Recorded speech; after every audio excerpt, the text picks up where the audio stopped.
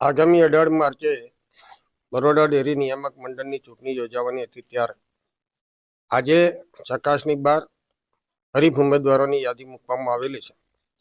1 થી 13 ઝોનમાં 6 ઝોનના ડિરેક્ટરો જે ડેરીમાં ચાલુ હતા એ તમામ 6 ડિરેક્ટરોની સામે હવે કોઈ એક ઉમેદવાર ના હોય.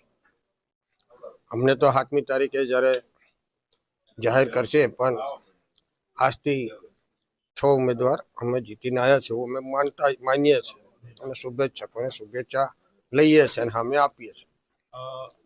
ગત વર્ષ તમારા ઉપર બધા આક્ષેપ હવે જેવું નવું આવશે